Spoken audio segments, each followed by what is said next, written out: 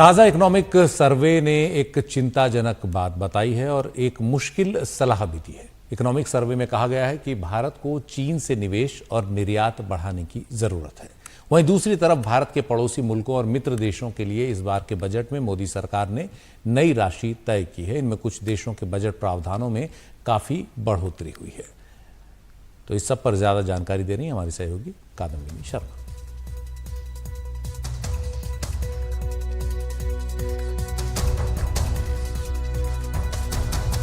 मोदी सरकार के तीसरे कार्यकाल का पहला बजट पेश हुआ है। किस देश को इस बजट में क्या एलोकेशन दिया गया है, ये काफी मायने रखता है, क्योंकि ये एक विदेश नीति की दिशा क्या है भारत की, ये भी इससे साफ होता है। खासकर पड़ोसी देशों पे नजर रखी जाती है, क्योंकि उनको सबसे ज्यादा एलोकेशन दिया जाता है। इस बार जिनका एलोकेशन बढ़ा है बजट में फंडिंग के लिए, उनमें नेपाल, श्रीलंका और सेशल्स तीनों शामिल हैं। नेपाल जो है उसे 700 करोड़ मिले हैं, जो कि पिछली बार से 150 करोड़ ज्यादा है। श्रीलंका को 245 करोड़, जो कि पिछली बार से 95 करोड़ ज्यादा है। सेशल्स को 30 करोड़ मिले हैं, पिछली बार 10 करोड़ मिले थे। तीनों की अलग अलग अहमियत है। नेपाल सीमा से लगता देश है, बिल्कुल रोटी बेटी का संबंध माना जाता है, और वहां पर लगातार बदलती जो सरकार है वो एक चिंता का विषय जरूर है। लेकिन चीन जिस तरह से वहां प्रभाव बनाने की कोशिश कर रहा है वो एक ध्यान में जरूर रहता है। दूसरी तरफ अगर श्रीलंका की बात करें, श्रीलंका अभी भी आर्थिक रिकवरी के फेज में है। भारत ने इसके लिए बहुत मदद की है। चीन के का जो लोन था वो भी उसकी आर्थिक बदहाली का एक वजह माना जाता है, और भारत की मदद के कारण चीन से वो कहीं ना कहीं अब एक डिस्टेंस बनाकर रख रहा है। तो ये रणनीतिक तौर से भी महत्वपूर्ण है। और सेशल्स जैसे जो देश है, कई आइलैंड नेशंस है इंडिया पैसिफिक के, जिनको भारत जो है वो मदद करता है, वो भी रणनीतिक तौर पर भी बेहद अहमियत रखते हैं। भूटान का बजटरी एलोकेशन जरूर घटा है, क्योंकि जो देखा गया है उसमें 332 करोड़ से कुछ ज्यादा घटा है।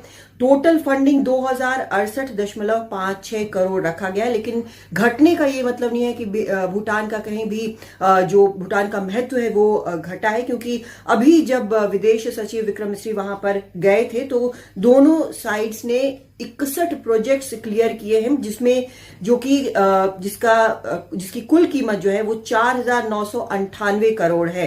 तो एनुअल एलोकेशन जो है ये लेवल ऑफ एंगेजमेंट या फिर अहमियत जो है वो बिल्कुल कम यहां पर नहीं दिखाता है। म्यांमार में जिस तरह का लगातार वहां पर परिस्थिति वहां पर तनाव की बनी हुई है, एक कॉन्फ्लिक्ट है वहां पर, इसमें म्यांमार का घटा है एलोकेशन। 400 करोड़ था पिछले साल, इस बार 250 करोड़ है।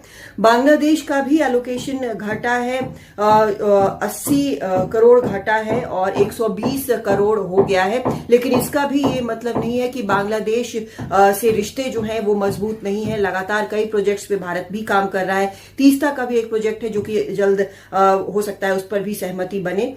दूसरी तरफ मंगोलिया है, उसका भी एलोकेशन घटा है, 7 करोड़ से घटकर 5 करोड़ हो गया है।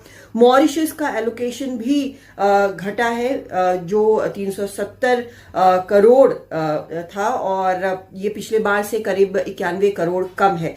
लेकिन इसका ये इनमें से किसी का भी ये मतलब बिल्कुल नहीं है कि उनकी अहमियत घटी है, बल्कि ये एलोकेशन ऐसा होता है कि वक्त पड़ने पर, जरूरत पड़ने पर ये एलोकेशन घटाया या बढ़ाया जा सकता है।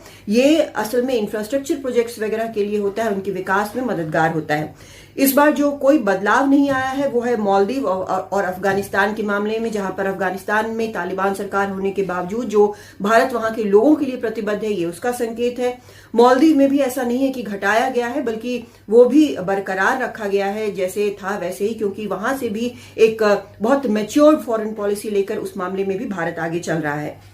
लेकिन जो चिंता की बात आई है वो इकोनॉमिक सर्वे से आई है। इकोनॉमिक सर्वे में कहा गया है कि चीन के साथ भारत को निवेश और चीन को निर्यात बढ़ाना जरूरी है, क्योंकि बाकी जो देश हैं ट्रेड डेफिसिट भारत का जो है दोनों को देखते हुए, यानी कि वहां से आयात ज्यादा है। 2020 के गलवान वैली में जो झड़प हुई थी जिसमें भारत के सैनिक शहीद हुए थे, उसके बाद रिश्ता भले ही ठंडे बस्ते में है, लेकिन उसके बाद जो ये कोशिश की गई थी कि वहां से कम सामान का आयात किया जाए और इस तरह से एक रोक कहीं ना कहीं लगे, वो नहीं हो पाया है, बल्कि एक्सपोर्ट्स जो इंपोर्ट्स है वो बहुत हाई है, अभी तक आयात बहुत हाई है, तो ये ट्रेड डेफिसिट है। और सलाह ये दी गई है कि निवेश भी बढ़ाने की जरूरत है और निर्यात भी बढ़ाने की जरूरत है, क्योंकि सर्वे के मुताबिक जो बाकी देश हैं जैसे वियतनाम है, मेक्सिको है और ताइवान है, ये सभी देश वहां की 1+ पॉलिसी से फायदा उठा रहे हैं। कई वेस्टर्न जो पश्चिमी कंपनियां हैं वो भी इससे फायदा उठा रही हैं, उनको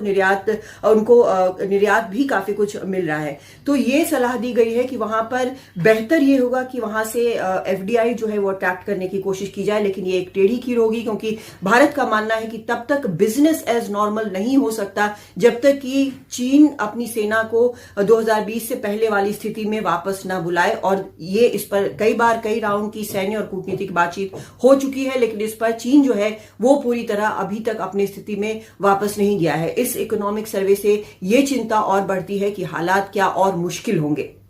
दिल्ली से कादम्बिनी शर्मा, एनडीटीवी इंडिया।